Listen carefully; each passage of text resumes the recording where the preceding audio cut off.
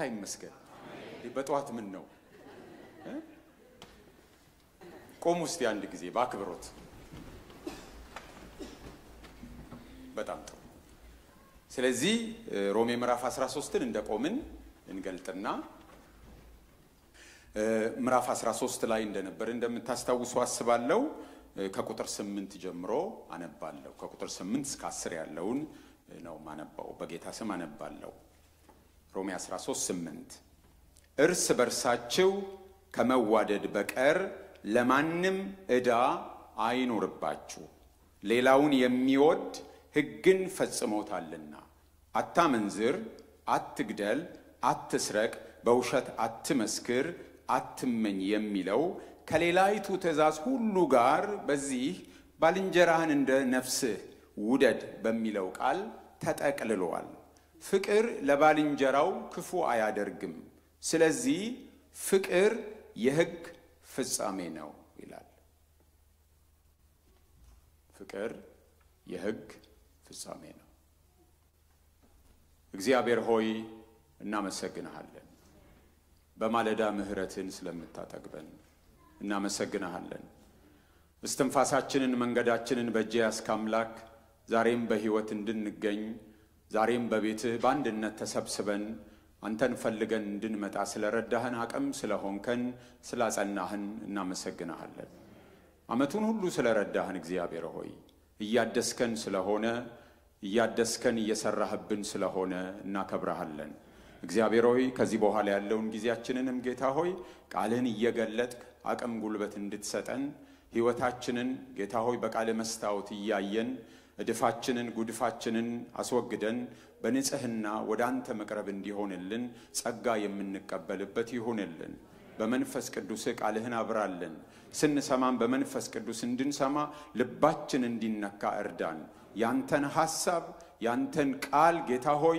የሚለውጠው የሚያጸናው ቃልህን ያንተን ቃል ሚኒንጉን በደንብ ማግኘት እንድንችል የልቦናችንን አይኖች አብራልን እናከብራለን ሁሉን አንተ ተቆጣጠር በጌታ በኢየሱስ ክርስቶስ ስም አሜን እግዚአብሔር ባርካችሁ እንግዲህ ከሮሜ 12 ቁጥር 1 ጀምሮ ቁጥር 2 ጀምሮ ስናይ ስለ አእምሮ መታደስ ከዛ በታደሰ አእምሮ በጎና ፍጹም እግዚአብሔርንም ደስ የሚያሰኘው የእግዚአብሔር ፈቃድ ምን እንደሆነ ለማወቅ ነው ያየን ያለነውና ከሮሜ ምዕራፍ 12 ቁጥር 1 ጀምሮ ደረጃ በደረጃ ሐዋርያው ጳውሎስ እሱን ያስረዳን ነው ያለው ይሄ ደግሞ የተለያዩ ገጽታዎች አሉት እና ባለፈው ያየነው ከመንግስት ጋር ያለውን ያየነው ስለ መንግስት ከማየታችን በፊት ምዕራፍ 12ን ስንጨርስ አትበቀሉ በቀል የኔ ነው እኔ ነኝ የምቀጣው ብሎ ስለነበረ ምዕራፍ 12 ሊያልቅ ሲል እና እግዚአብሔር ከሚቀጣበት መንገድ ደግሞ የትኛው እንደሆነ አንዱን ምዕራፍ 13 የመጀመሪያዎቹ ቁጥሮች ላይ ነገረን እግዚአብሔር የሚቀጣበት መልካምን የሚሸልምበት ክፋትን የሚቀጣበት አንዱ መንገድ የመንግስት መኖር ነው መንግስት በእግዚአብሔር የተሾመ በእግዚአብሔር የተመሰረተ ተቋም ነው እና ያንን መንግስት እንዴት እንደምንቀበለው ይነገረናል ከእግዚአብሔር ሐሳብ ከእግዚአብሔር እይታ ሲታይ የመንግስት ዋና አጀንዳ መልካምን መሸለም መልካም ነገር እንዲበዛ እንዲስፋፋ ማገዝ ክፉን ማስወገድ ክፉን መቅጣት ነው ይሄንን ነው የሚነግረን ከእግዚአብሔር እይታ አኳያ ስለዚህ የኛ ድርሻ ክብር ለሚገባው ክብርን መፈራት ለሚገባው መፈራትን ለመንግስት ማለት ነው ግብር ለሚገባው ግብርን ቀረጥ የሚጠበቅብንን መክፈል ነው በተለይ ይሄንን ሰልፍ ኤምፕሎይድ የሆንን ሰዎች ልብ ልንል ያስፈልጋል እዳ እንዲኖርብን የመንግስት አያስፈልግም ግን at the same time መንግስት የተጻፈለትን ባይፈጽም እግዚአብሔር ያቀደውን ነገር መልካምን እንዲሸልም ክፋትን እንዲቀጣ እግዚአብሔር ያስቀመጠለትን ነገር ባይፈጽም ምንድነው ምላሻችን የሚለውን ሮሜ 13 ባይነግረንም መጽሐፍ ቅዱስ በተቀላላ እርስ በርስ የሚስማማ መጽሐፍ በመሆኑ ከሌሎች የመጽሐፍ ቅዱስ ክፍሎች አኳያ ስናይ መንግስት መስመር ሲስት መንግስት ግፍን ሲሰራ መንግስት በደልን ሲፈጽም አቅመ ደካሞችን ሲጨቁን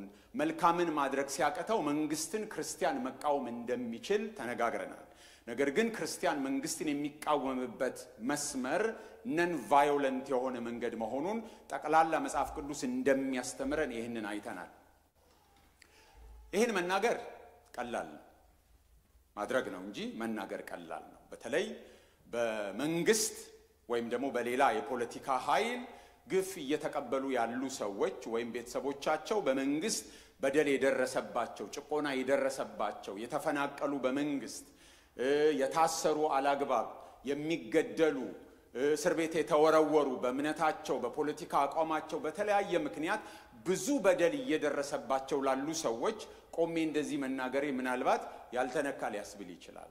አዎ መናገር ቀላል ነው። በእንደዚህ አይነት ሁኔታ ለሚያልፉ ሰዎች ሐዘኔታዬን በመግለጥ እንደው እግዚአብሔር ይራዳችሁ ከማለት በቀር ምን እላለሁ? በችግር ውስጥ ለሚያልፉ ሰዎች እውነቱ ይሄ ነው። ነን ቫዮለንት የሆነው መንገድ መጽሐፍ ቅዱሳዊ መንገድ ነው። ከዚህ ውጪ መጽሐፍ ቅዱሳዊ መንገድ የለም። ነገር ግን ይሄንን በተለያየ ፈተናና ችግር ውስጥ በመንግስት ጡጫ እየተመቱ ላሉ ሰዎች ይሄን እንደቀላል ምንም እንዳልተነካ ሰው አይደለም የምናገረው። እግዚአብሔር የምታልፉበትን ያውቃል። እግዚአብሔር በምን ውስጥ እንደምታልፉ ያውቃል። ግን እግዚአብሔር ቃል ይሄ ነው እና እግዚአብሔር ራሱ ያግዛችሁ፣ እግዚአብሔር ይደግፋችሁ። እናንተም እግዚአብሔርን በቃ እግዚአብሔር ሆይ ያማል፣ እግዚአብሔር ሆይ በእንደዚህ ሁኔታ ውስጥ እያለፍ ነገር ግን ቃልህ እንደዚህ ስለሚል ጠመንጃ አንስቶ መታገል ያንተ መንገድ አይደለም፣ የሚታገሉ ኃይላትን መደገፍ ያንተ መንገድ አይደለም። ኢትስ ፔይንፉል ግን እሸነፋለሁ ላንተ እገዛለሁ ላንተ ማለት አለብን ማንኛችንም። ምክንያቱም የእግዚአብሔርን ቃል የምንታዘዘው ሲቀለን ብቻ አይደለም፣ ሲመቸን ብቻ አይደለም። ፔይንፉል ቢሆንም ስለ እግዚአብሔር ቃል ክብር ስለ እግዚአብሔር ክብር የምናደርገው ነው እና እግዚአብሔር ያግዛችሁ፣ እግዚአብሔር ይደግፋችሁ። ያማል ግን እግዚአብሔር ያግዛችኋል። አሜን አሜን። ከዛ በኋላ መልእክቱን ሊጨርስ አካባቢ ዕዳ እንዳይኖርብን ግብር ካለ ክፈሉ፣ ቀረጥ ካለ ክፈሉ ብሎ ነው የሚናገረው። ዛሬ ደግሞ ያችን ግብር የሚለውን ቃል ይዞ ወይም ዕዳ የሚለውን ቃል ሰፋ ባለ ሁኔታ ነው ሁለቱን የሚያያይዘው። ይሄ ይመስለኛል ስብከቴን ሲከፈል የሚኖር ዕዳ ልንለው እንችላለን። ሲከፈል የሚኖር ዕዳ ስለ ፍቅር ነው የሚናገረው። ስለ ፍቅር ምዕራፍ 12 ከ9 እስከ 21 ላይ ተናግሮ ነበር።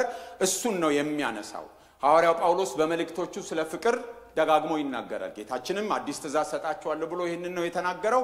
ሌሎቹም ያነሱታል። ሐዋርያው ጳውሎስ በተለይ ውብ በሆነ መንገድ በአንደኛ ቆሮንቶስ ምዕራፍ 13 ላይ የተናገረው መልእክት ነው ስለ ፍቅር። ግን እዚህ ጋርም የሚያነሳው እሱን ነው፣ ተከፍሎ የማያልቅ ዕዳ። እርስ በርሳችሁ ከመዋደድ በቀር ለማንም ዕዳ አይኖርባችሁ ይላል። ዋና ሐሳቡ ባይሆንም ግን አስቀድሞ የሚያነሳውን ሐሳብ ለንጽጽርም ቢሆን ያስቀመጠው እሱን እናያለን። ምንም አይነት ዕዳ አይኖርባችሁ ነው የመጀመሪያው ሐሳብ። ምንም አይነት ዕዳ አይኖርባችሁ፣ እርስ በርሳችሁ ከመዋደድ በቀር ለማንም ዕዳ አይኖርባችሁ ይላል። በሌሎች ትርጉሞች ብናየው ለምሳሌ በአዲስ ትርጉም የማንም ዕዳ አይኖርባችሁ ነው የሚለው ይልና ሊኖርባችሁ የሚገባው ዕዳ እርስ በርስ መዋደድ ብቻ ይሁን ይላል። ያው ቃል ትርጉም ደግሞ ከሰው የተበደራችሁትን ዕዳ ሁሉ መልሳችሁ ክፈሉ ይላል። እርስ በርሳችሁ ተዋደዱ፣ ሌላ ዕዳ ቢኖር ያ እርስ በርሳችሁ የምትዋደዱበት ፍቅር ብቻ መሆን አለበት ነው የሚለው። ስለዚህ ሁለት አድርገን ልናየው እንችላለን። የመጀመሪያው ምንድነው? ምንም አይነት ዕዳ አይኖርባችሁ ወይም የተበደራችሁትን ምን አድርጉ? ክፈሉ። ተበድረውኝ ያረሳሱ ሰዎች ይህንን ስብከት ቢሰሙኝ ደስ ይለኛል። እዚህ ውስጥ ምንም አይነት ዕዳ አይኖርባችሁ የተበደራችሁትን ሁሉ ክፈሉ ነው የሚለው። ምንም አይነት ብድር አይኖርባችሁ ነው የሚለው። መቼም እንዲህ ሲል ክሬዲት ካርድ አታውጡ እያለ አይደለም አይደል? ያለ ክሬዲት ካርድ ቤት አትገዙም፣ መኪና አትገዙም፣ ስልክ አትገዙም። ዲስ ዴይስ ደግሞ ጫማም ልብስም ለመግዛት እሱ ያስፈልጋል ይመስለኛል። ስለዚህ ሐዋርያው ጳውሎስ የማንም ዕዳ አይኖርባችሁ ሲል ብድርን እየተቃወመ አይደለም። ምክንያቱም ጌታችን ኢየሱስ ክርስቶስ በተራራው ስብከቱ ላይ በማቴዎስ ምዕራፍ 5 ላይ ምን ይላል? ቁጥር 42 ለሚነምን ስጥ ካንተም ይበደር ዘንድ ከሚወደው ፈቀቅ አትበል ይላል። ወይም በአዲሱ መደበኛ ትርጉም ካንተ ሊበደር የሚሻውን ፊት አትንሳው ይላል። ስለዚህ ሊበደራችሁ የሚመጣውን ሰው አበድሩ ካለ ብድር ምን አይደለም ማለት ነው? ኃጢአት አይደለም አይደል? እንጂ ጌታ ኢየሱስ ኃጢአት ቢሆን ኃጢአት ሊሰራ የሚመጣውን አበረታቱት አይልም ነበር። ስለዚህ ብድር ኃጢአት አይደለም ማለት ለመበደር ያበረታቷችሁ አይደለም። አይደለም።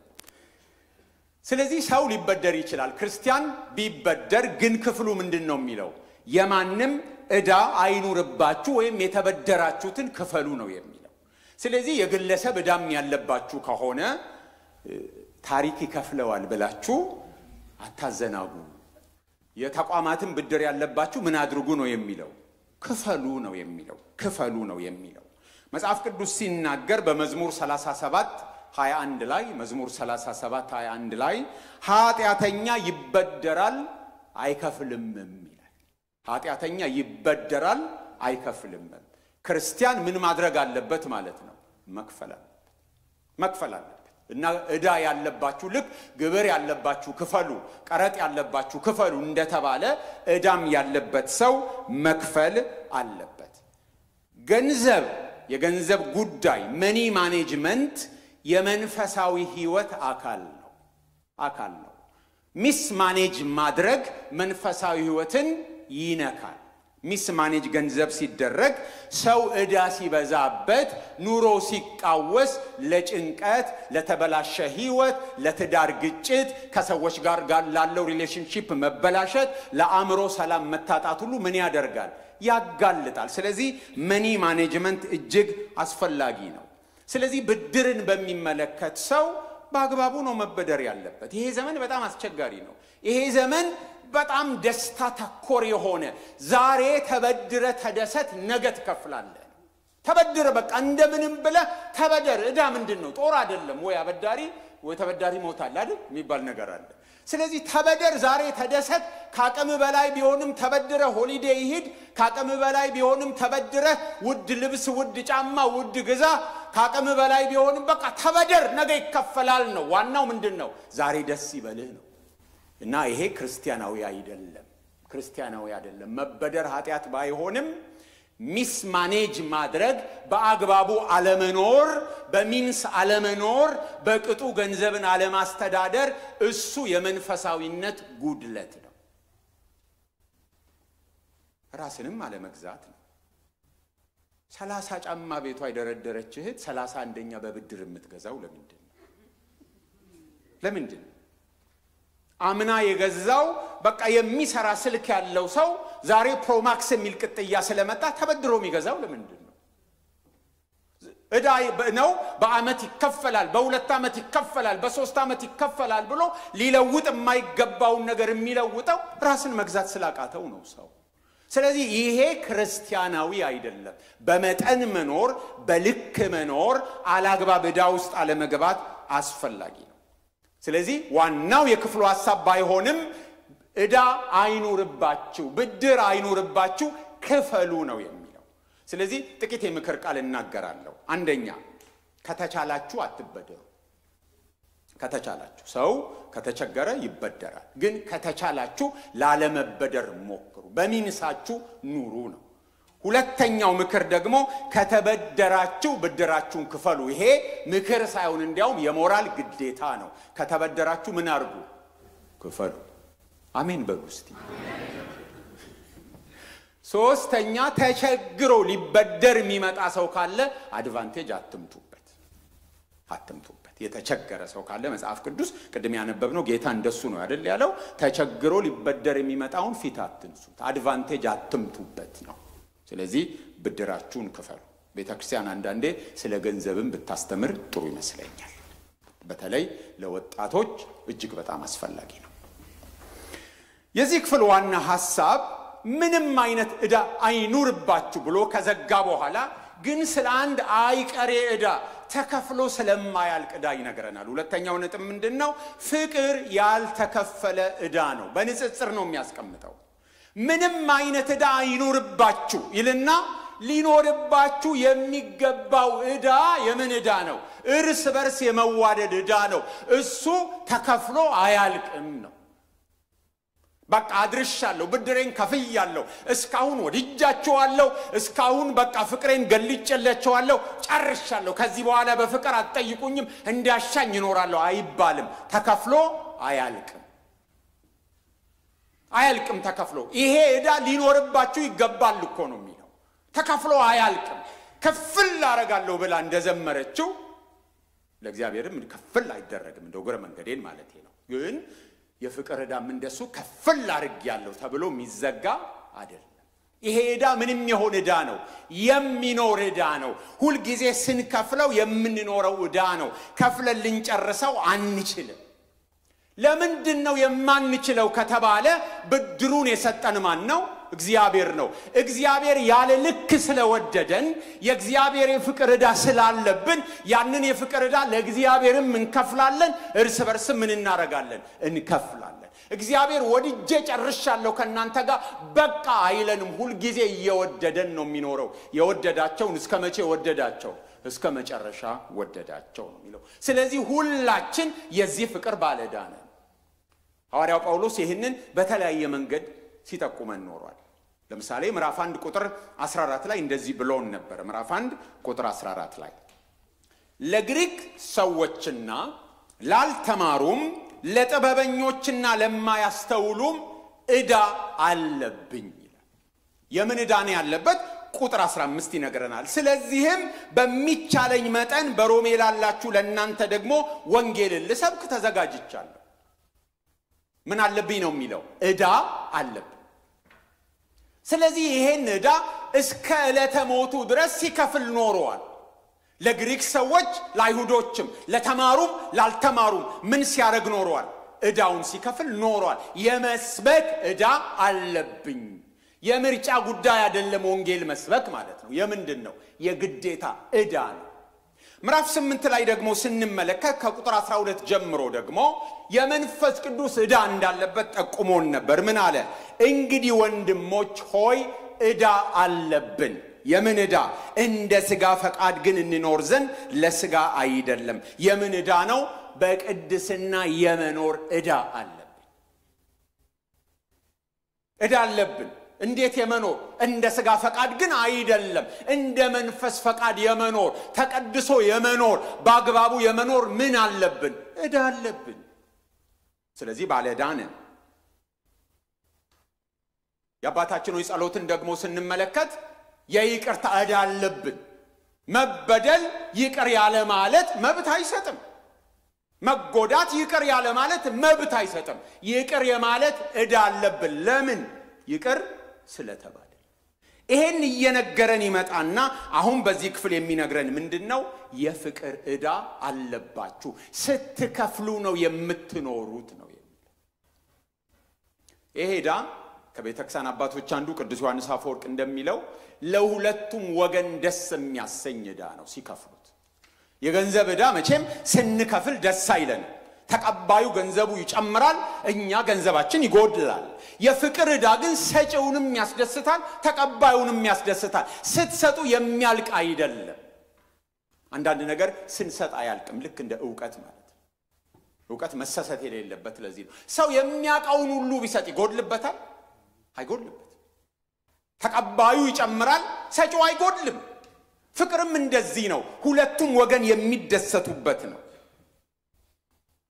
በዚህ ቦታ ላይ ስለ ፍቅር ሲናገር አጋፔ በሚለው ቃል ነው የሚጠቀመው ስለዚህ ራስን ስለ መውደድ አይደለም የሚናገረው መጽሐፍ ቅዱስ የጨመረልን የፍቅር ዕውቀት ገጽታ አለ ብዙ ጊዜ ሰምታችሁት ሊሆን ይችላል ግን ዛሬ ምደግመዋል በግሪካውያን ስነ ጽሑፍ በጥንታዊ ግሪክ የሚባል አለ ክላሲካል ግሪክ መጽሐፍ ቅዱስ በተለይ አዲስ ኪዳን የተጻፈበት ግሪክ ደግሞ ኮይኔ የሚባል ግሪክ ነው በጥንታዊ ግሪክ የሚሆን በኮይኔ ግሪክ ሶስት ፍቅርን መግለጫ ቃላት አሉ ሶስት ግሪክ የመጀመሪያው ፊሊያ የሚባል ነው ፊሊያ ማለት በጽሑፎች ውስጥ የሚታየው በጓደኛሞች መካከል ያለውን ፍቅር የሚገልጥ ነው ሌላኛው ኤሮስ የሚል ቃል ነው ሴክሹዋል ላቭ ወይም ወሲባዊ ፍቅር ነው በተቃራኒ ጾታዎች መካከል ያለ ፍቅር ነው ወንድና ሴት ለምን ተቃራኒ ጾታ እንደሚባል አላውቅም ተፎካካሪ በሉ እንደተባለ ፓርቲ እንበለው እንዴ ተቃራኒዎች አይደሉም ለማለት ነው ግን ባልና ሚስት ሆኑ ይሆናሉ መሰለኝ ቀልድ ነው አደራችሁ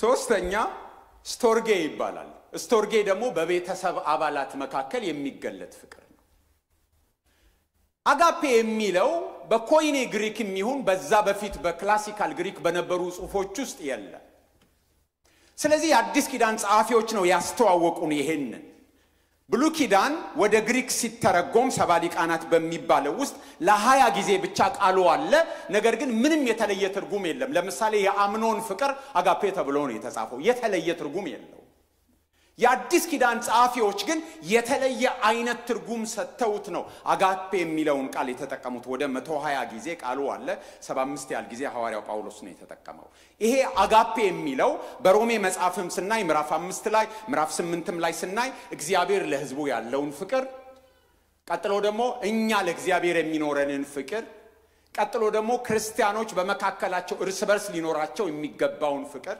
ቀጥሎ ደግሞ ክርስቲያኖች በውጭ ላሉት ክርስቲያን ላልሆኑት ሊሰጡ የሚገባውን ፍቅር የሚናገር ይሄ ፍቅር የተለየ አይነት ፍቅር ነው ሰልፍ ሴንተርድ ያልሆነ ለሌላው የመኖር መስዋዕታዊ ፍቅር ነው እርስ በርሳችሁ ከመዋደድ በቀር ለማንም ዕዳ አይኑርባችሁ ብሎ ሲናገር እርስ በርሳችሁ ስለሚል በክርስቲያኖች መካከል እኛ እርስ በርስ እንድንዋደድ የሚያዝነው ብለን ልናስብ እንችላለን ቁጥር 9 እና ቁጥር 10 ግን እንደሱ አይደለም የሚለን ባልንጀራህን እንደ ነፍስ ውደድ ይላል ቁጥር 9 ቁጥር 10 ደግሞ ባልንጀራ መውደድ ፍቅር በባልንጀራ ላይ ክፉ አያደርግም ወይም ፍቅር ለባልንጀራው ክፉ አያደርግም ብሎ ሲነግረን ስለዚህ ጉዳዩ የእርስ በርስ ሳይሆን የባልንጀራ ፍቅር መሆኑን ይነግረናል የባልንጀራ ፍቅር ደግሞ አዲስ ኪዳን እንደሚያስተምረን ሁሉ ሰው ምናችን ነው ባልንጀራ ነው ሁሉ ሰው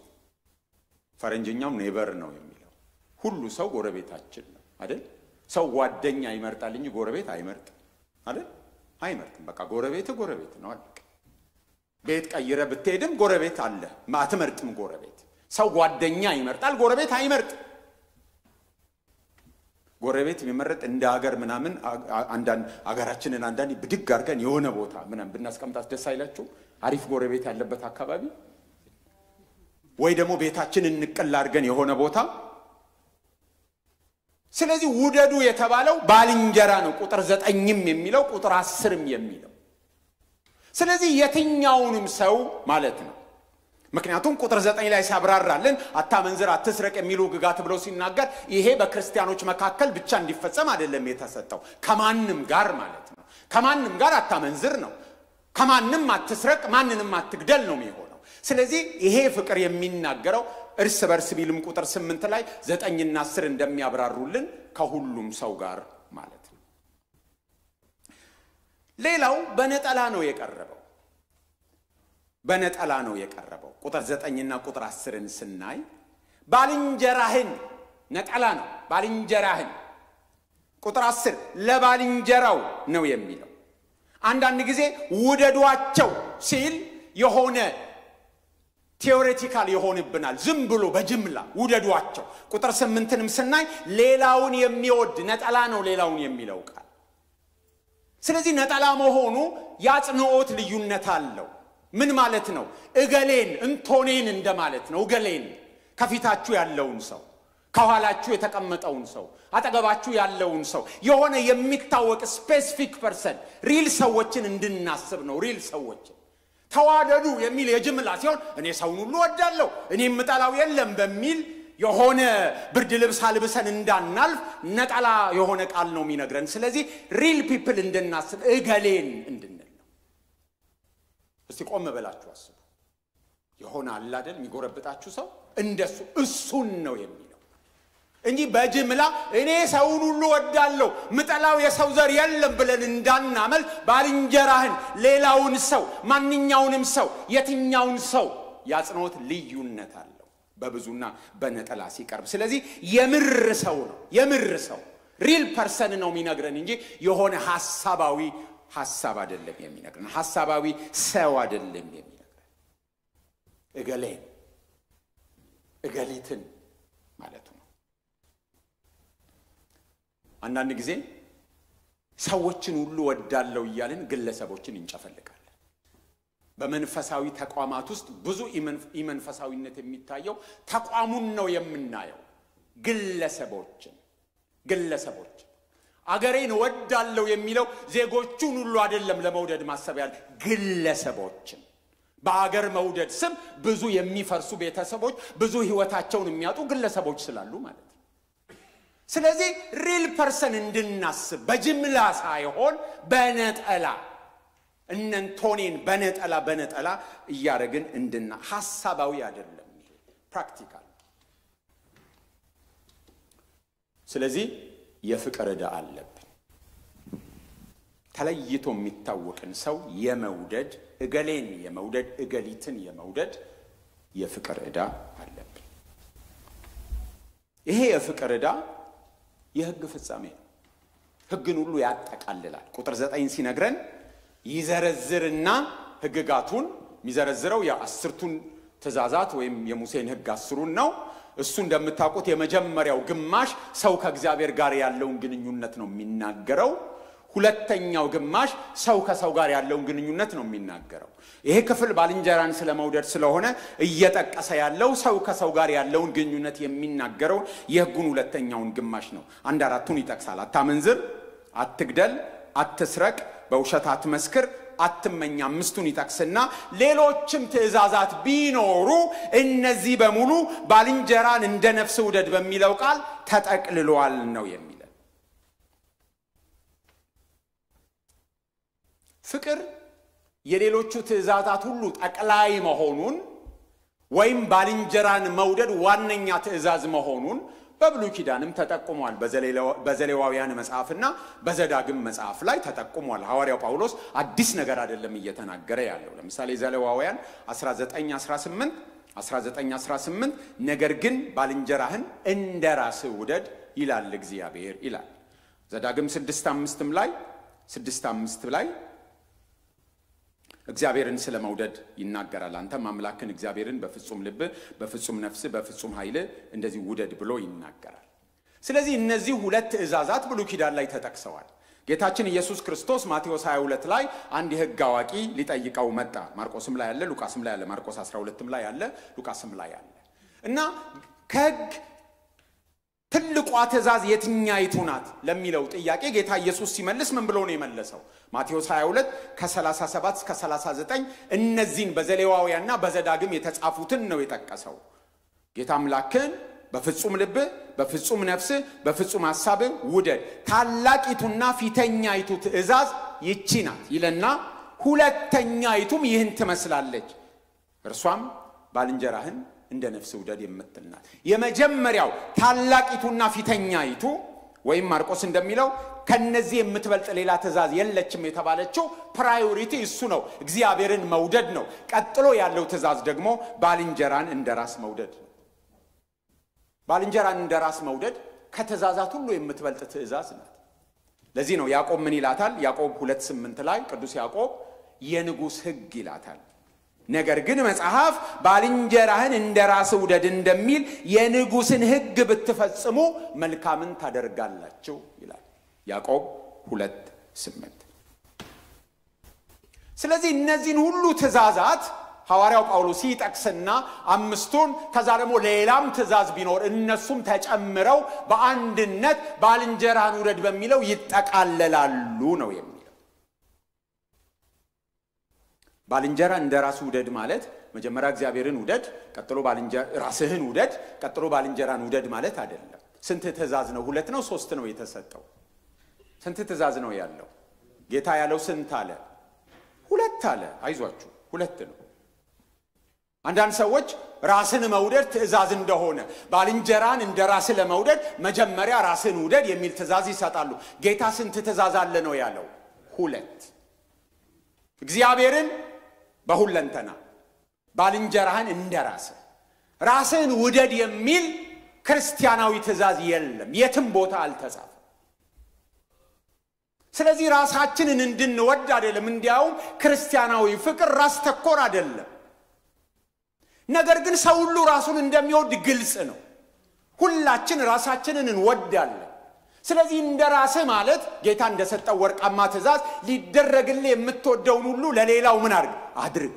ለራሳችን ሊደረግልን የምንወደውን ለሌላው እንድናደርግ ነው እንደራስህ የተባለው። ሁላችን ለራሳችን መልካም ነገር እንፈልጋለን። አንዳንድ ጊዜ ሰዎች ጌታ እንዲህ ያለ በራሳችሁ ላይ ሊደረግባችሁ የማትወዱትን በሌሎች ላይ አታድርጉ አለ ይላሉ። አላለም። ጌታ ያለው እንዴት ነው? ሊደረግላችሁ የምትወዱትን እንዲሁ አድርጉ ነው። ሊደረግላችሁ የማትወዱትን አታድርጉ አይደለም ያለው። በዚህ ውስጥ ይሄ አለ፣ በዚህ ውስጥ ግን ይሄ ላይኖር ይችላል። ግልጽ ነው ሐሳቤ? ክፉ አለማድረግ፣ ክፉ እንዲደረግብኝ አልፈልግም፣ ስለዚህ ክፉ አላደርግባችሁም ካልኩ ኒውትራል ሆኜ ልኖር ይችላል። መልካም ሳላደርግላችሁ ክፉ አላደርግባችሁም፣ አትድረሱብኝ፣ አልደርስባችሁም፣ ከዛ በሰላምና በጤና ልኖር ይችላል ማለት ነው። ስለዚህ እንደሱ አይደለም ጌታ ያለው። መልካም እንዲደረግላችሁ እንደምትወዱ እሱን ምን አድርጉላቸው?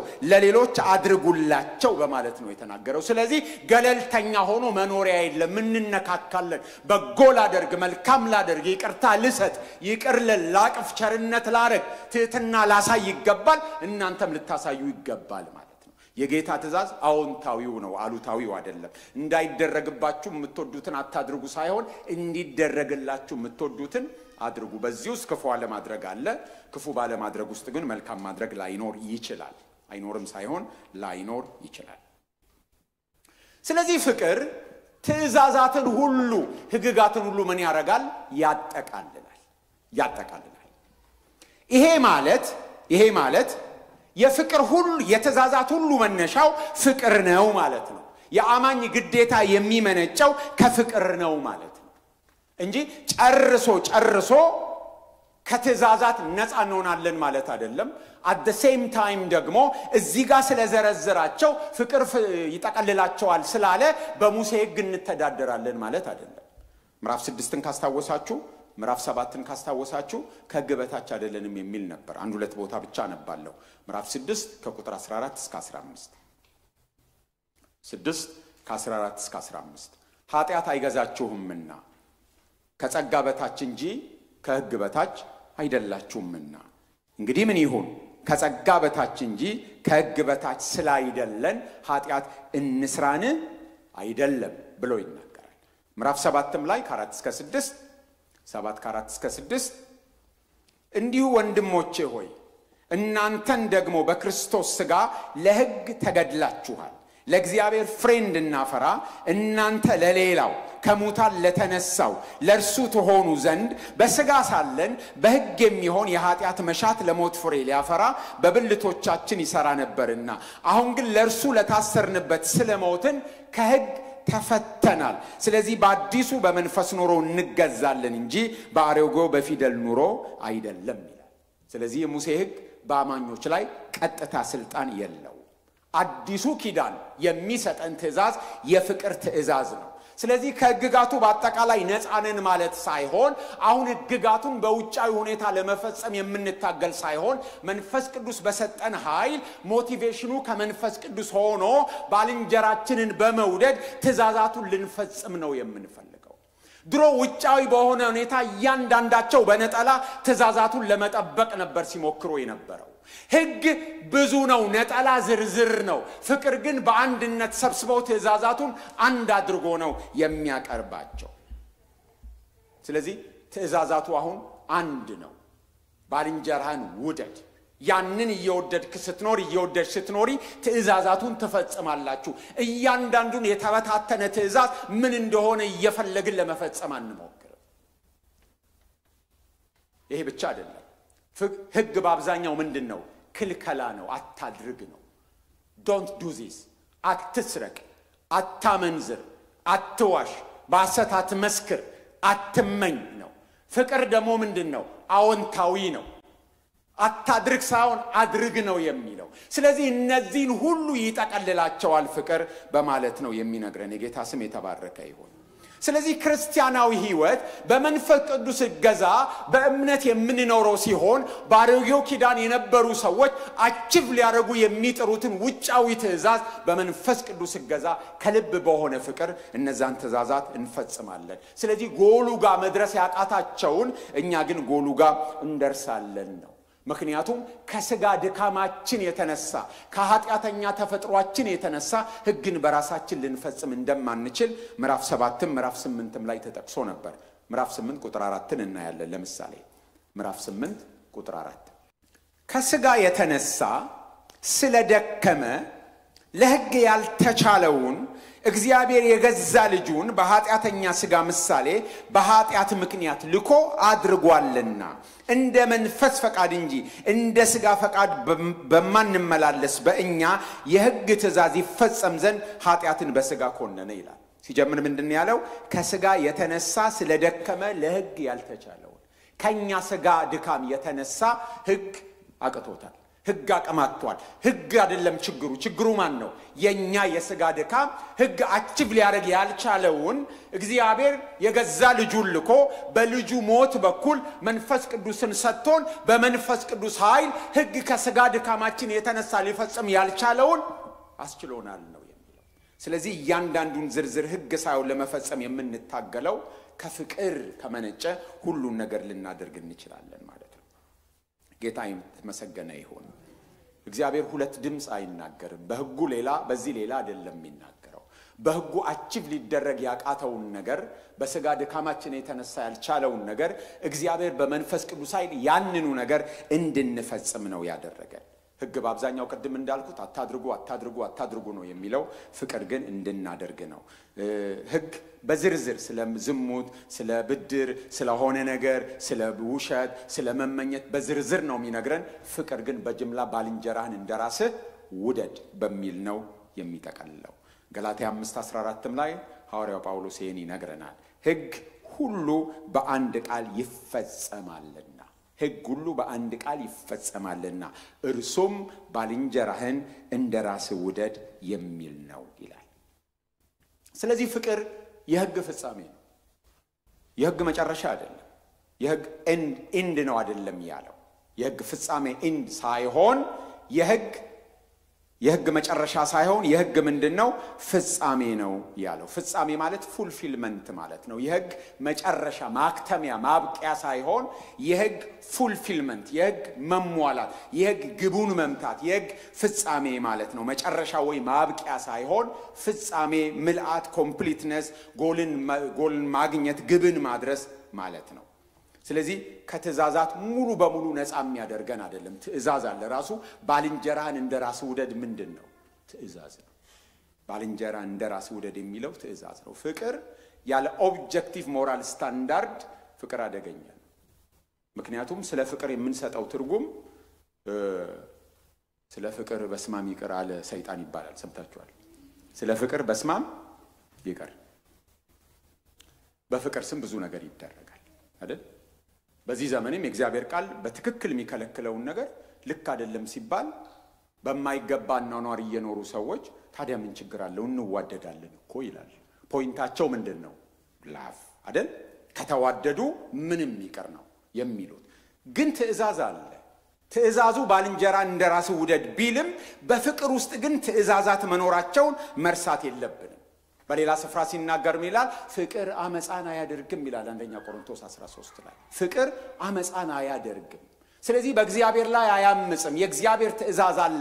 ኦብጀክቲቭ ሞራል ስታንዳርድ በሌለበት ፍቅር ተብሎ የሚደረግ ነገር ኢሞራል ሊሆን ስለሚችል ፍቅር የሕግ ምትክ አይደለም። የሕግ ምንድነው? ፍጻሜ። የሕግ ግቡ ወደዚህ ማምጣት ነው። ስለዚህ እነዚህ ሁሉ ትእዛዛት ባልንጀራህን እንደራስህ ውደድ በሚለው ተፈጽመዋል። ግን የእግዚአብሔር ሕግ በውስጡ መኖሩን መርሳት አይኖርብንም። ፍቅር መጨረሻው በባልንጀራው ላይ ክፉ አያደርግ። ቁጥር 10 የሚነግረን ፍቅር ለባልንጀራው ክፉ አያደርግ። ፍቅር ሕግን ሁሉ ይጠቀልላልና ፍቅር ባልንጀራን ስለማይጎዳ ሕግን ይፈጽማል። ስንገድል ከባልንጀራችን ላይ ሕይወትን እየቀማን ነው። ስንሰርቅ ከባልንጀራችን ላይ ንብረት እየቀማን ነው። ስንመኝ የባልንጀራችንን ነገር እያጎደልን ነው። ስናመነዝር የባልንጀራችንን የአእምሮ ሰላም ትዳር እያናጋን ነው። ስለዚህ ባልንጀራ እንደራስህ ውደድ በሚለው ውስጥ ፍቅር የሕግ ፍጻሜ ስለሆነ ፍቅር ለባልንጀራው ክፉ አያደርግም ነው የሚለው። ክፉ አናደርግም። ምክንያቱም ሁሉም ትእዛዝ ከየት ይመነጫል? ከፍቅር ይመነጫል። ከቤተክርስቲያን አባቶች አንዱ ቅዱስ ጎርጎርዮስ ዘንዚናዙ እንደሚናገረው ጌታ ሕጉን ሁሉ ነጠላ አድርጎ ነው የሚናገረው። ነጠላ እኔ ግን አንድ ትእዛዝ አዲስ ትእዛዝ እሰጣችኋለሁ ይሄም እርስ በርሳችሁ ተዋደዱ የሚል ነው እኔ ግን አንድ ትእዛዝ እሰጣችኋለሁ ሰዎች በመዋደዳችሁ ያውቋቸዋል ደቀ መዛሙርቴ አንድ ትእዛዝ እሰጣችኋለሁ ያለ ጌታ ብዙ ትእዛዛትን ሳይሆን አንድ ትእዛዝ እንደሚሰጥ ሆኖ ነው የሚቀርበው ለምን ከተባለ ልክ አንድ ግንድ ላይ ብዙ ቅርንጫፎች እንዳሉ ፍቅር ዋናው ግንድ ነው ትእዛዞቹ በሙሉ ከምን የሚመነጩ ናቸው ማለት ነው ከዛ ግንድ ጋር ናቸው ከግንዱ ጋር ያልተጣበቀ ቅርንጫፍ ፍሬ እንደማያፈራና እንደሚሞት ከፍቅር የማይመነጭ ትእዛዝ በሙሉ ዋጋ የለው ውጫዊ ነው የሚሆነው የሙሴ ግን ደሱ ነበር ችግሩ ትእዛዙ ውጫዊ ነው ከፍቅር ከልብ ከሚመነጭ በመንፈስ ቅዱስ በተነካ ልብ በእግዚአብሔር ቃል ከታደሰ አእምሮ የሚመነጭ አይደለም የአማኞች ግን በመንፈስ ቅዱስ ከታደሰ አእምሮ በመንፈስ ቅዱስ ከልባቸው የሚመነጭ ከሆነ ትእዛዛቱ በሙሉ ፍቅር የሚባለው ግንድ ላይ የበቀሉ ቅርንጫፎች ናቸው የተያያዙ ቅርንጫፎች ናቸው ከግንዱ ጋር እስከተጣበቁ ድረስ እያንዳንዱ ትእዛዝ ሕይወት ሊኖረው ይችላል ልንፈጽማቸው እንችላለን ከፍቅር አፋተን ግን ከፍቅር ገንጥለን ግን እያንዳንዱ ነጠላ ትእዛዝ ልንፈጽም ብንሞክር ዝለት ነው የምናተርፈው ድካም ነው የምናተርፈው እያንዳንዱ ለመፈጸም እጅግ በጣም አስቸጋሪ ነው ሁሉ ግን በምን ይካተታል በፍቅር ይካተታል ጌታ የተመሰገነ ይሁን ስለዚህ የማንም ዕዳ አይኖርባችሁ ሊኖርባችሁ የሚገባው ዕዳ የፍቅር ዕዳ ነው የሚለን ስለዚህ የፍቅር አበዳሪ ናችሁ ወይስ የፍቅር ተበዳሪ ናችሁ ሌላውን ስንወድ እንዳበዳሪ እየተኩራራን እየተኮፈስን ወደድኳችሁ እንዲያረኩላችሁ እያልን ነው ስለዚህ መልሱልኝ ብድሬን መልሱልኝ እያልን ነው ደውዬልህ አልደወልክልኝም እንደምንለው ወድጃችሁ አልወደዳችሁኝም እያልን ነው ወይስ የእግዚአብሔር ዕዳ ስላለብን የእግዚአብሔርን ዕዳ ነው እየከፈልን ያለ ክፍሉ የሚለው ሁሉ ጊዜ ይኑርባችሁ ከዚህ በቀር ሌላ ዕዳ ይኑርባችሁ ማለት የዚህ ፍቅር ዕዳ ይኑርባችሁ ማለት መቼም ከፍላችሁ አትጨርሱም ሲል የምታወራርዱት አይደለም ይያለ ፍቅር አበዳሪዎች አይደለንም ማንኛችንም ከፋዮች ነን ሁላችንም ለምን እሱ ያለ ልክ ወዶናልና ለሌላው ሰው እንከፍላለን በቃ አድርሻለሁ የሚባል አይደለም አንዳንድ ጊዜ እንሰጥና አይደል ለኔ ቢቴ ይሰጥና የሆነ አካባቢ አድርሰናል ነው የሚባለው አሉ እኛ አዲስ አበባ እግዚአብሔር ይስጥልኝ ነው የምንለው አድርሰናል ይባላል አድርሰናል ወይ ደግሞ አበባዮች ሊሉ ሲመጡ ወይ ሆያውዬ ሊሉ ሲመጡ የተወሰነ ኮታ አድረስ እንሰጥና በቃ አድርሰናል ጨርሰናል የለቱን እንላለን ተብለንም እናቃለን ብለንም እናቃለን ማለት ፍቅር እንደሱ አይደለም ለምን ሁሉ ጊዜ የእግዚአብሔር የፍቅር ዕዳ ስላለብን ሁሉ ጊዜ ዕዳ ከፋዮች ነን ይሄ ዕዳ ብቻ ዘወትር ይኑርባችሁ ነው ስለዚህ ፍቅር አወራራጆች ዕዳ አወራራጆች አይደለንም ብድር ሰብሳቢዎች አይደለንም ማስከፈል አይደለም የተሰጠን ክፈል የሰጠውን ፍቅር ሳይሆን የተሰጠኝ ከላይ ስለሆነ ሁሌ ምንድነኝ እኔ ማለት ነው ከፋይ ነኝ እኔ በጅምላ አይደለም የሚከፈለው ብያለሁ ቀደም ሪል ሰዎችን ያሰብን መሆን ነው ያለበት ፍቅር በአመጻ ደስ አይለውም ቀደም ተቀሻለው አንደኛ ቆሮንቶስ 13:6 ላይ ፍቅር ትእዛዝ አለው በውስጡ ብያለሁ ሁሉ ነገር አፕሩቭ ያደርግ ሁሉ ነገር እግዚአብሔር ለምንድን ነው ሁሉን አፕሩቭ ማያደርገው እግዚአብሔር እኮ ፍቅር ግን ሁሉን ነገር አፕሩቭ ያደርግ ልክ አይደለም ይላል ስለዚህ በፍቅር ውስጥ ትእዛዛት መኖራቸው እርግጥ ነው ኢሞራሊቲ ውስጥ እንዳይገባ በፍቅር ስም ብዙ ነገር እንዳይሰራ ነገር ግን ፍቅርን ሁሉ ጊዜ እየከፈል እንድንኖር ነው የተባለ ለክርስቲያን ፍቅር ስሜት ብቻ አይደለም ደስ የሚል የሚመች ልብን የሚያሞቅ ስንወደድ የሚሰማናል አይደል ከድሜ ጋር አብሮ ልባችን እንትን ይያለ ካልሄደ በስተቀር እየተወለገ ካልሄደ በስተቀር አፍላ እድሜ ላይ የሚሰማናል አይደል እሱ ስሜት ማለት አይደለም ሁሉ ጊዜ መወደድ ለማንም ሰው ጥሩ ስሜት ቢፈጥርም ፍቅር ውሳኔ ነው በክርስቲያናዊ ህይወት ውስጥ ፍቅር ውሳኔ ነው ዕዳ አለብኝ ዕዳዬን ከፍላለሁ የምንለው ውሳኔ ነው ተግባር ነው ስሜት ብቻ አይደለም ቃል ብቻ አይደለም ስሜት አለው ቃል አለው ስሜት ብቻ አይደለም ቃል ብቻ አይደለም ስለዚህ ሁሉ ጊዜ የፍቅር ዕዳ ከፋዮች ነን ወገኖቼ ሆይ ምንም አይነት ዕዳ እንዲኖርብን አያስፈልግም ዕዳ ካለብን እንክፈል እዳ ካለብን እንደው መክፈል የማንችልም ከሆነ ከተበደርነው ሰው ጋር ተነጋግረን የሆነ አይነት ሶሉሽን እናድርግ። ምሕረት ሊያረግልን ይችላል፣ ይቅርታ ሊሰጠን ይችላል፣ ስታገኝ ትከፍላለህ ይችላል። ግን የሆነ አይነት ነገር መፍጠር አለብን። ነገር ግን ሊኖርብን የሚገባው ከፍለን የማንጨርሰው እዳ ግን ባልንጀራችንን እንደራሳችን የመውደድ እዳ ነው። ፍቅር ለክርስትና ወሳኝ ነገር ነው። ስለዚህ ብዙ ትእዛዛትን እየፈጸምን የተጻፉትን ሁሉ እየፈጸምን ኖረን ነገር ግን ባልንጀራችንን እንደራሳችን መውደድ ካልቻለን ከስረናል። ምክንያቱም የእግዚአብሔር ትእዛዝ አዲስ ኪዳን በሕግ እንድንኖር ሳይሆን በፍቅር እንድንኖር ነው። ከዛ ነው የሚመነጩት። ስለዚህ የተለያዩ ሕግጋትን ፈጽመን ይሄን አድርጌያለሁ ብለን ሰው መውደድ ካልቻለን ከንቱ። ይሄ የፍቅር ዕዳ ሁላችን ያለብን መቼም ከፍለን የማንጨርሰው ዕዳ ነው። ሁላችን የእግዚአብሔር ፍቅር ባለ ዕዳዎች ነን። ይሄንን ምን ከፍለው በብዙ መንገድ ነው። ምዕራፍ 1 ላይ እንዳየነው ወንጌል በመስበክ ለአሕዛብ ላላመኑ ማለት ነው። እሱ አንድ ነው። በቅድስና በመኖር የምንከፍለው ዕዳ አለብን። እንደ ሥጋ ፈቃድ ያለ መኖር ዕዳ አለብን። እርስ በርሳችን ባለን ግንኙነት በውጭ ላሉትም ደግሞ በፍቅር የመኖር ዕዳ አለብን። ቅድም እንዳልኩት ሁሉን ሰው ወዳለው በሚል ጥቅለላ ልናልፈው የሚገባ አይደለም። እያንዳንዱን ሰው የመውደድ ዕዳ አለብን። እንጸልያለን።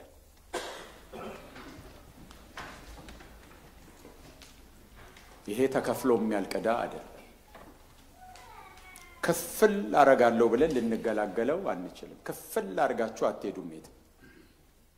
ክፍል አርገን የትም አንሄድም። ሰውን ሁሉ ወዳለው ብለን የምናልፈው አይደለም። አስቡ፣ አኖ የሚያረጋችሁን ሰው አስቡ። እሱን ሰው ማለት ነው። ነርቫችሁን የምትነካዋን አስቡ፣ እሷን ማለት ነው። ሪል ፒፕል እናስብ። ተበድለን ሊሆን ይችላል። መበደል ላለመውደድ መብት አይሰጥም። መበደል ይቅር ላለ ማለት መብት አይሰጥም።